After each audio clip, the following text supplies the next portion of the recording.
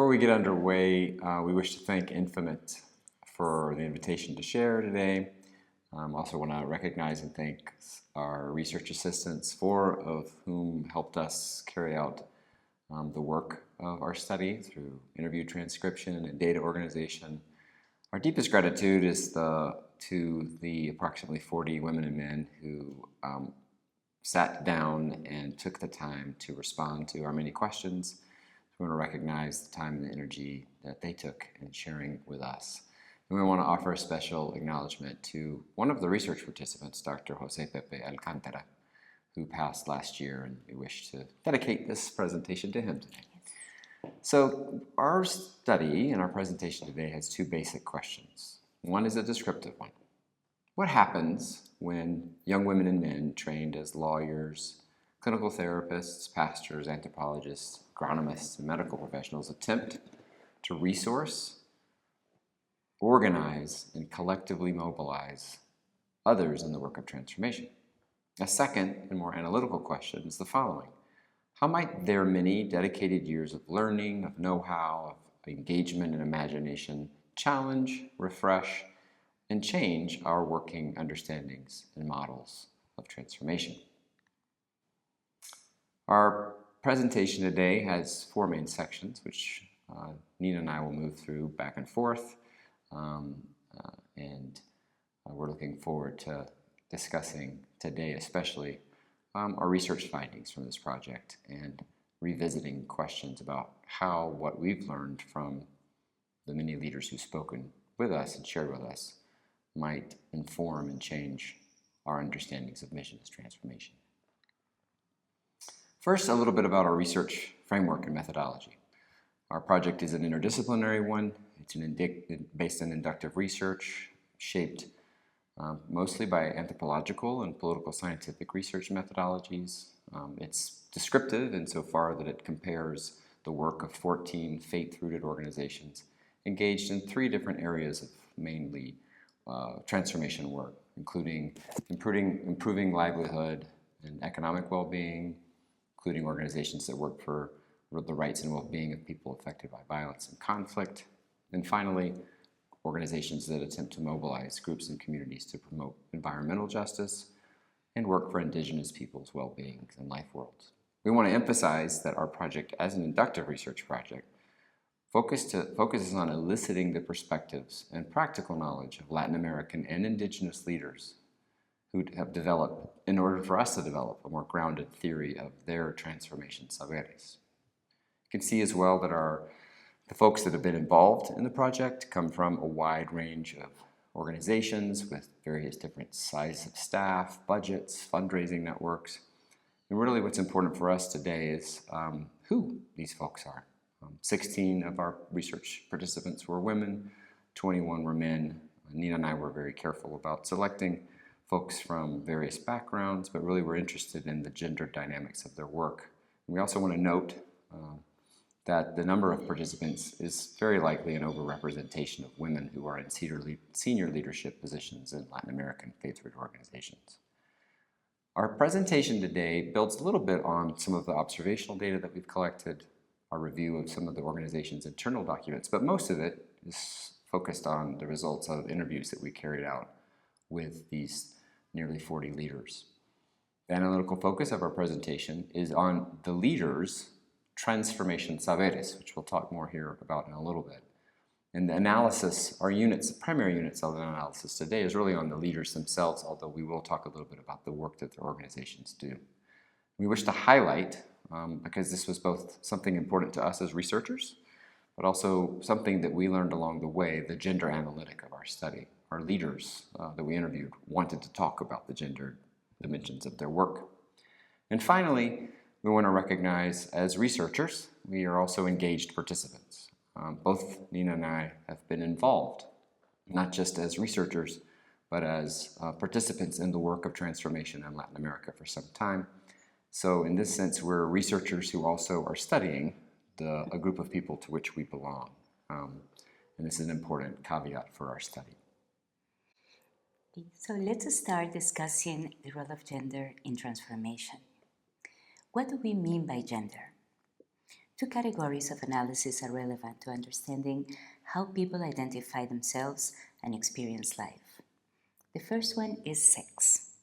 Sex is a biological classification of living beings based on their reproductive organs and functions derived from the chromosomal complement. Generally, XX for females and XY for males. So that's biological, and we call it sex. But then we have the term gender, which refers to two very important aspects in the experience of a person.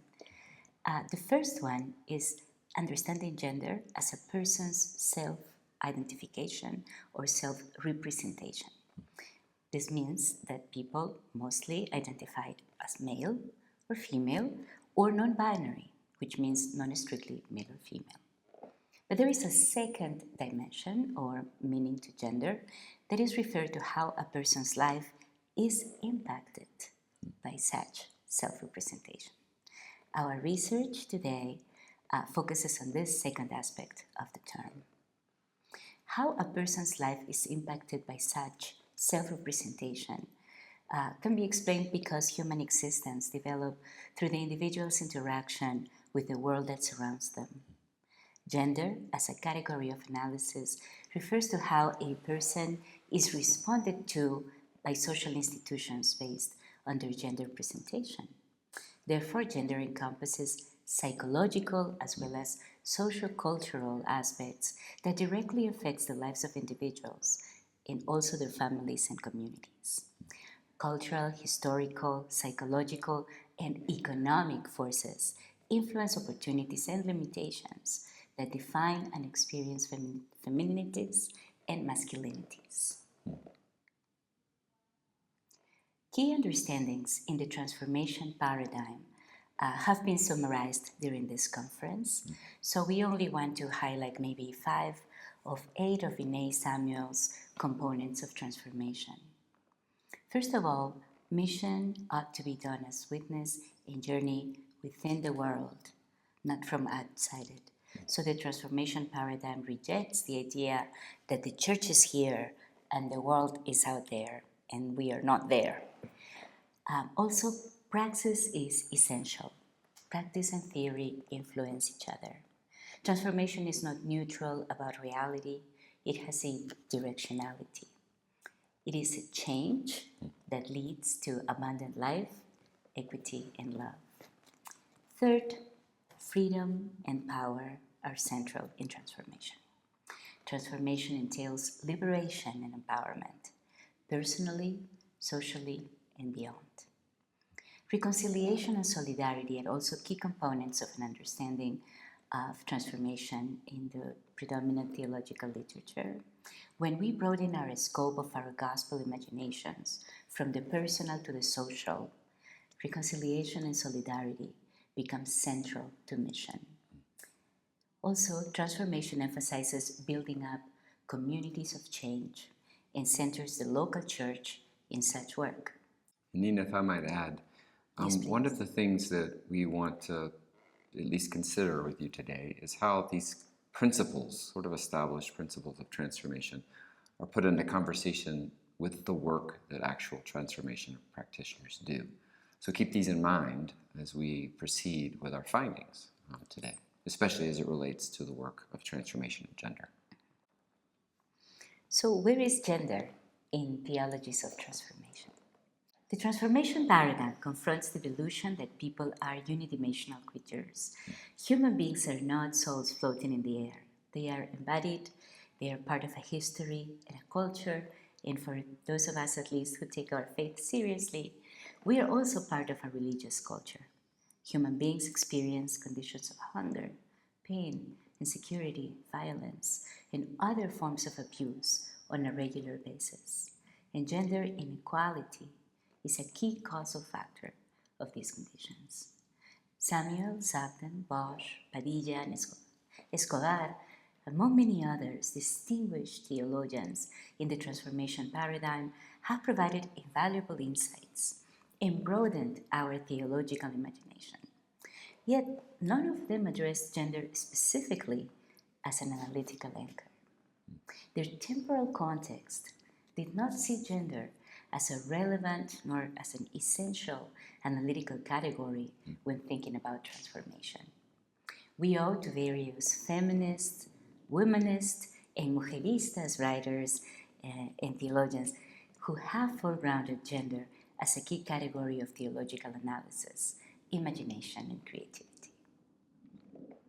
So now let's turn and talk a little bit about the research findings and sort of put the conversation of transformation as it's conventionally understood into relationship with what we've learned from the leaders who were part of our research study.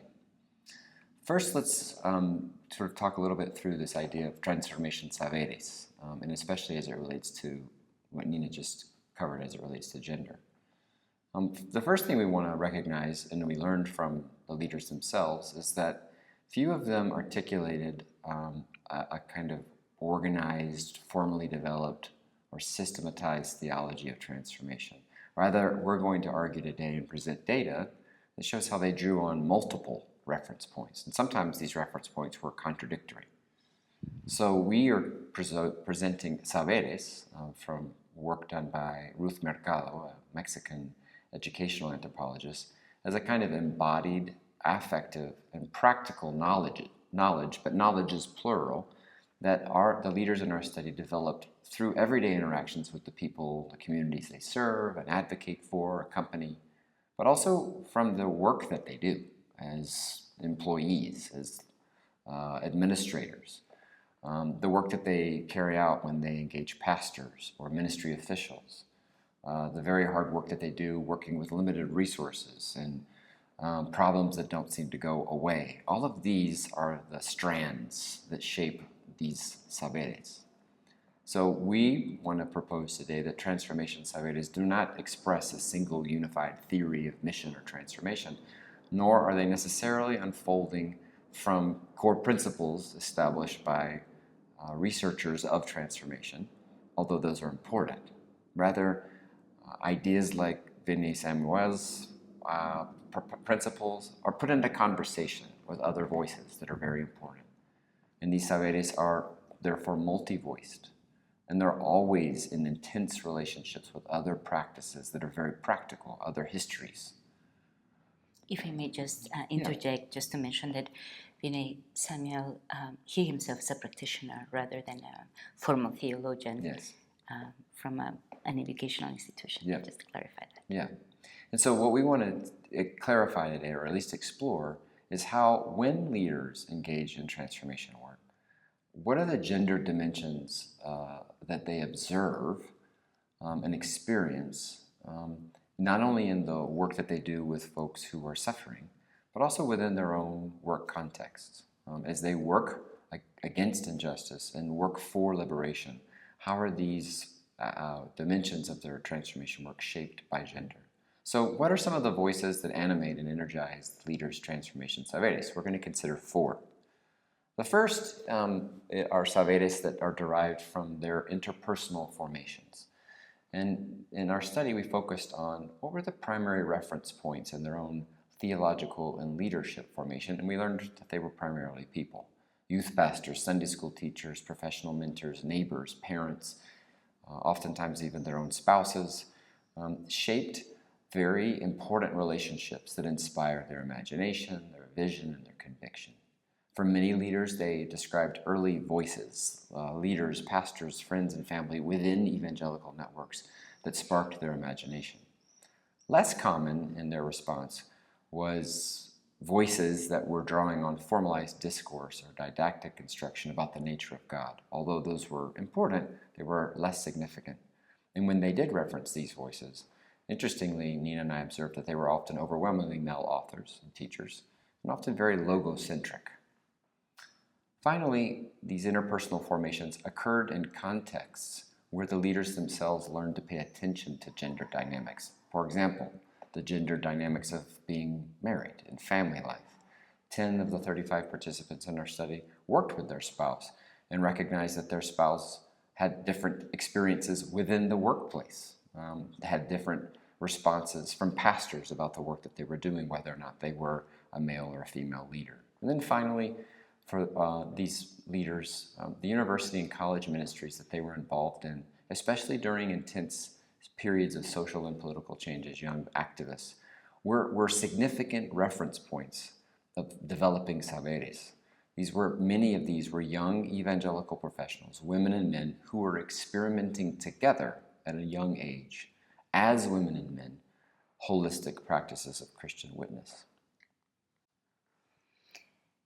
Let's talk about how their imagination and understandings of God connect with gender.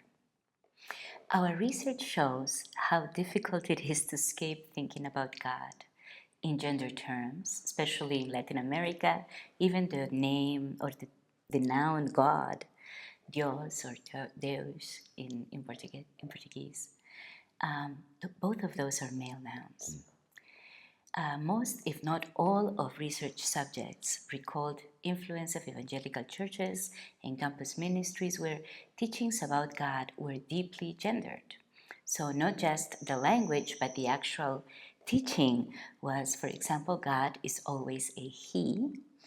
God is a loving father, even though in Latin America, many people have experienced an absent father. God is presented as the righteous king. Again, in Latin America, whenever we were under a king, it meant oppression for Latin Americans. God and Jesus are imagined and depicted not only as male, obviously our Lord Jesus of Nazareth, in human form, obviously he's a male, but not only male, but white males, even though Jesus is from Palestine. Some described how their theological imagination and language about God has changed over time. A leader from El Salvador, for example, referred to God as he or she interchangeably during the course of the interview. Another leader from Uruguay described with fascination, God is beyond gender. God is a mystery. Another domain or area of transformation Saberes sort of development for the leaders who we interviewed was in the work that they did. As they led their organizations, they began to develop knowledge, practical and otherwise, as they worked, as they developed friendships with, as they belonged to neighbors, peoples, communities that had been and were being impacted adversely by violence, economic marginalization, social exclusion, displacement, and environmental degradation. Part of this process was learning that these conditions, these injustices, were disproportionately impacting the well-being of women. So as they engaged in their work, the gender analytic became increasingly important. So the problematics of gender inequality, of gender violence, we see, and in their stories that they narrated to us, became a priority, really kind of preferential for them in the course of the organizing and the mobilizing of the work that they did. They recognized and generally affirmed that the good that they sought through their organizations could not or should not ignore the differential effects of violence, poverty, etc. on women and men. But they had, as we'll see, very different ways of trying to address those differentials through their work. So Nina and I were regularly inspired and encouraged by the recognition of these gender inequalities. But as we continued in our conversations, began to also understand that the gender problematics for them were very complicated in carrying out their work.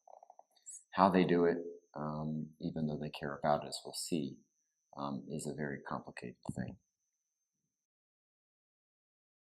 So let's discuss now the leadership praxis in the workplace as we consider transformation Saberes. This leadership praxis involves creatively applying professional know-how to organizational mission and mandate. Leaders formally educated, trained in the fields of law, clinical psychology, psychiatry, medicine, cultural anthropology, agronomy, communications, pastoral ministry, etc., etc., etc., but many of whom lacked actual formal theological training. Their work reflects how it might too work for transformation from and within this profession. They truly cared about their own discipline and what kinds of tools and understandings they could contribute to their work, and also how their work helped them learn more and think more as people in their respective disciplines. So this entailed managing chronic socioeconomic challenges that impact their own and staff well-being and tenure. Many of them talked about people experiencing burnout, high staff turnover, difficulty in recruiting young people, etc. Many of the organizations in the study are places where gender equity is advanced in the workplace and instituted via organizational policies. However, among the many workplace challenges leaders experienced, and especially difficult one, is the ongoing recruitment and appointment of women to leadership positions, because they are aware that the women in their organization experience many more challenges than the male counterparts. So what we've learned, at the very least, these transformation Saberes are shaping the individuals as they engage in the work of transformation. Now we want to talk a little bit more about who are they engaging with? And not surprising, probably, the church is a very important partner in the work that they are trying to do. So let's talk a little bit about transformation praxis in church entanglements. Faith-rooted organizations never operate nor exist alone in a vacuum. They engage in deeply contested social, political, economic, and religious contexts. They are always entangled. All organizational leader participants identified local churches as essential actors in generating transformation. Why? There are many reasons: missional, affective, and also pragmatic reasons. Local churches are durable institutions. They are often the only institution that exists in particular contexts, for example, like slums, rural areas, remote villages in the Andes, etc. They have gifts and capacities.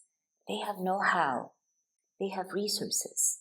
And all of these elements are important to donors. Embodying transformation involves entanglements with local churches. Not just the static context where the faith-rooted organizations implement programs, but spaces where actors shape the faith-rooted organization's transformation practice. Yeah. So churches are critical in shaping how it is that organizations carry out, and it's complicated in Latin America. Why is it complicated in Latin America? Well, there are several entangled engagements in the context of local churches in Latin America. Present day, there is widespread support for right-wing and rather authoritarian political parties and candidates within many evangelical movements in Latin America. This may be an overgeneralization, but we're just trying to reflect the pattern here. There's always exceptions, but the pattern is that much of the evangelical movement in Latin America still resembles the pattern during the Cold War. And we must remember that during the Cold War, not only the US government had an explicit support for right-wing dictatorships, American missionaries in Latin America were part of that effort, some very intentionally, and some others probably were not realizing it. Latin American evangelicals consume still today literature and social media content directly translated from the United States conservative evangelical writers and influencers. There is a significant impact on how congregations interpret the Bible and the tendencies that exist toward conservative integrism, which many people in Latin America call fundamentalism. Local church partners often distrust work that organizational leaders promote. Many churches are supportive of ways of mobilizing people. There are It is often to see evangelicals marching, but typically they do it to support a very conservative agenda. But when some of the organizations that we have been researching come to try to mobilize them for issues connected with better social policy, medical care, gender, opposing gender-based violence, they identify that as politicizing the church. So there is an ongoing context of weaponization of gender, género, by right-wing politicians denouncing it as a banner of the liberal gay agenda that some organizations are trying to impose on Christians. So the work of human rights and gender equality organizations is seen as an effort to politicize the church, and this is a key finding. These efforts are opposed in their understanding of church leaders. These efforts oppose the scriptures. So you can see that the church remains a very complicated entanglement for leaders who were deeply formed and shaped by these same churches. So what are the ways that we learned, what are some of the ways that these organizations are engaging the church in transformation? We're going to discuss three before we review our conclusions. The first is organizations that focus on what we might call poverty alleviation efforts, or addressing multidimensional poverty, improving livelihoods, health, often in rural areas. And what we have observed by looking at the organizations themselves is that many of the leaders have resourced and organized around focusing rural church actors in relatively short or medium-term initiatives that aim to improve the livelihoods of either households or of the communities. This is the scope of their transformation practice. These are not unfamiliar to you all, but these would be organizations that mobilize churches to support and resource home gardens or small-scale livestock production, or projects that are very needed in sustaining preventative health interventions, or training Nicaraguan farmers in conservation farming techniques. What we've observed in our study is that oftentimes these patterns of engagement rely on the volunteer labor of women and often young people in the congregations. They are generally participating in these projects of change at much higher rates.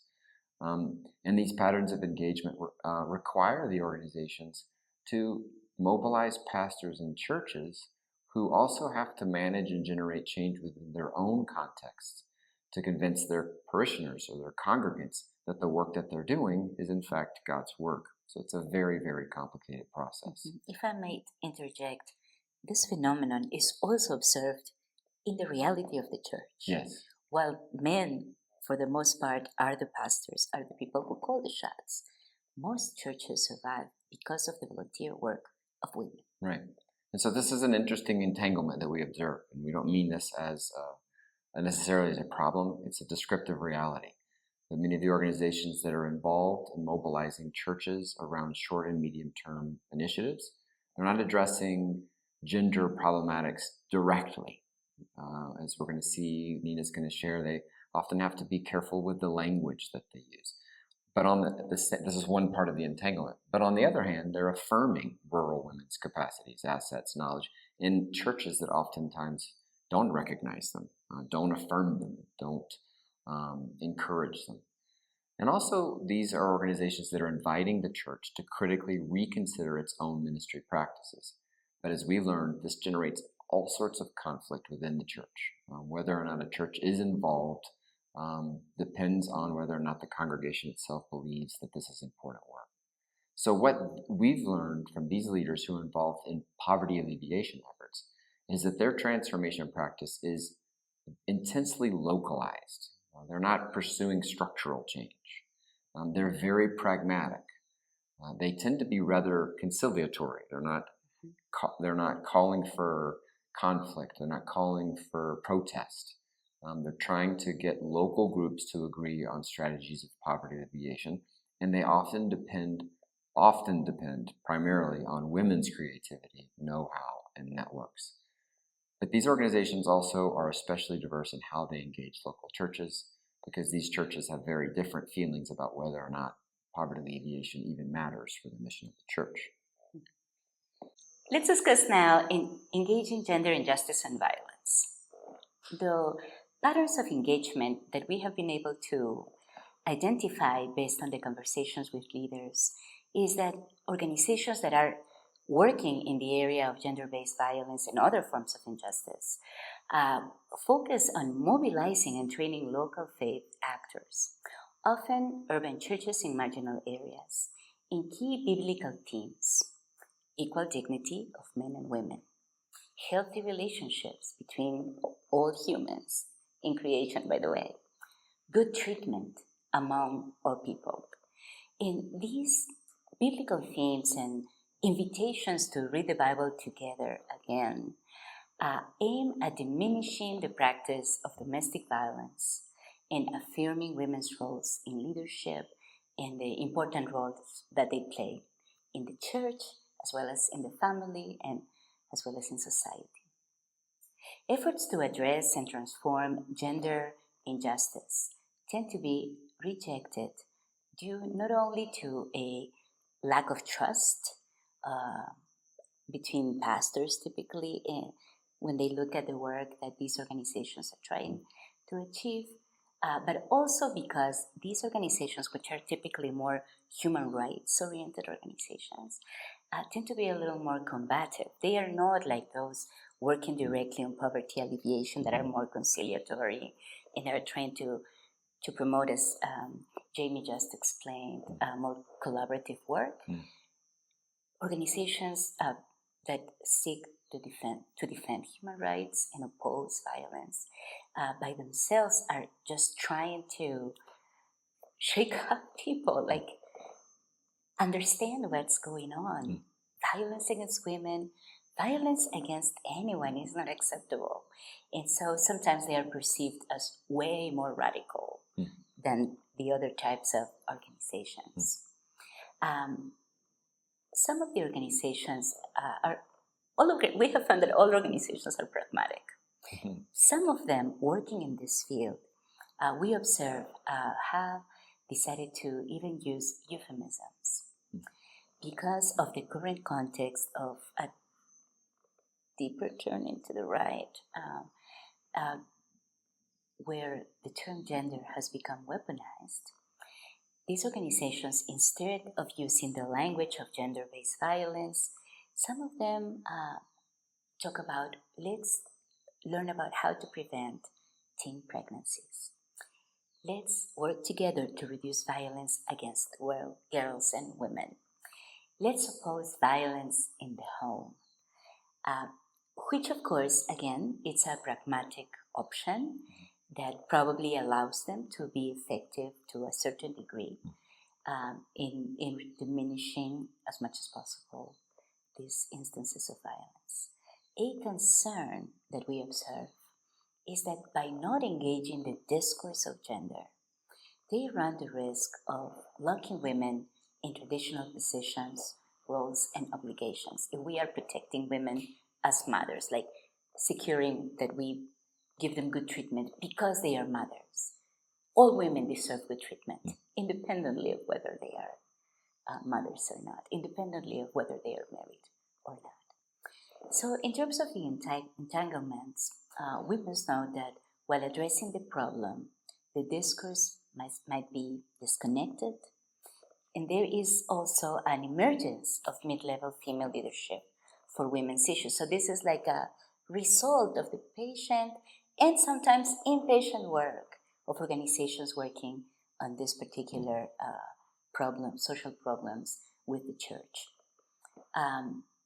In terms of transformation, Saberes, it is typical for them to be, as I just said, pragmatic but also antagonistic, while they persevere in pursuing structural change, edifying women's spirituality, and also helping them develop their theological understandings of equal dignity, but in a limited way. Diverse affective dispositions. We observe that some leaders have or are close to giving up in their work with the church because of how complicated this kind of work can be due to these entanglements. Before we turn to the conclusion, one last area of transformation practice that we considered and learned was organizations that are involved in environmental injustice, promoting indigenous life worlds. And these are relatively a small number of organizations in our study, but the work that they're doing merits mentioning, and we've learned quite a bit from their work. So what are some of the key ways that they engage in the work of transformation? What we observed is these organizations tend to also focus on mobilizing, training, and resourcing diverse faith and civic actors and organizations.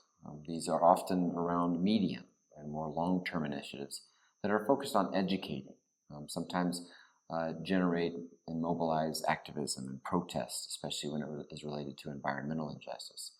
Interestingly, too, while they often have a very local focus, they tend to have a more kind of transnational view. They're looking to generate transnational networks of solidarity among indigenous people, or they're considering climate issues that aren't local. These are spread across a continent. And so even as they focus on mobilizing and training local actors, their scope is different from the other organizations in some regards. How do they do these things? Well, there's a variety of ways. Many organizations, we learned, share and develop environmental curriculum to church leaders. They oftentimes don't recognize themselves as NGOs, juridically speaking, but rather as communities of practice that gather occasionally to preserve or archive indigenous histories. And in some limited cases, they are working to mobilize church members to protest threats of livelihoods, to protest threats towards the environment. There's work in Cajamarca, Peru, that we learned, for example. And Nina and I would simply like to recognize that in our study, these are some exceptional groups, meaning that they were among some of the smaller number of organizations that we studied. What about their entanglements? Interestingly, and similarly to what Nina just shared on work with gender and justice, they're often affiliated with church networks that are very, very cautious at the best, and often fundamentally opposed to their mission, especially as it relates to environmental injustice, and especially as it relates to the preservation and promotion of indigenous people's well-being in Latin America.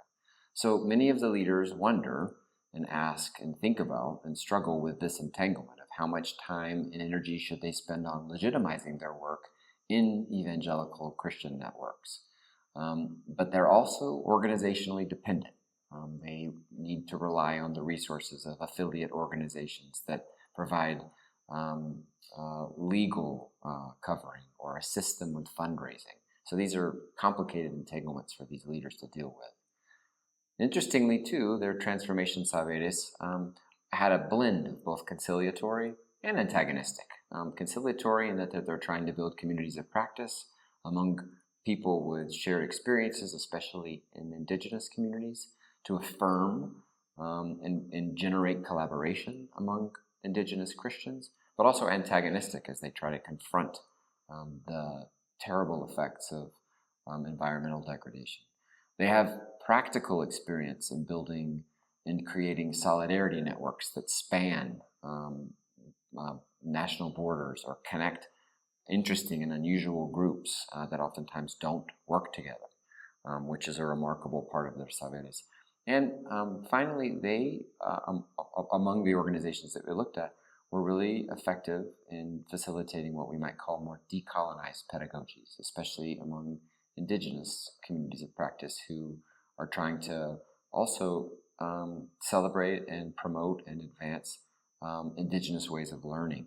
And then finally, especially as it relates to the work of environmental injustice, they refocus the work of transformation on creation, trying to pay attention to how transformation is not something that just human beings engineer, but it also has to be in harmony with or in conversation with creation.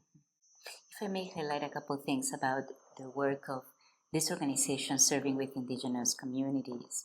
For anyone who is not very familiar with Latin America, This work is done in a context of deep discrimination Yes. against indigenous communities, Yes. most of which live in conditions of poverty, Right. if not extreme poverty. Right. And so I think this last one brings together the work that we discussed with related to poverty alleviation and also work related to gender and justice, and even a context of environmental degradation as well. So let's conclude. Some final thoughts.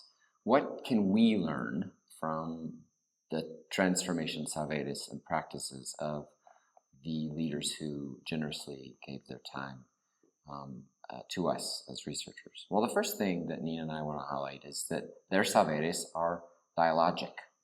They have multiple dimensions. They don't just draw on theologies of transformation. As we've shown you, they are connected to people that they care for, workplace and challenges that they deal with, their own relationships personally and otherwise. And they're not just Saberes that are trapped in their heads. It's just not knowledges that are intellectual, but they're very embodied. And probably the most important point for us is that the work that they do is always contested. It's deeply entangled in donor networks, and as we focused on today, in very complex relationships with churches.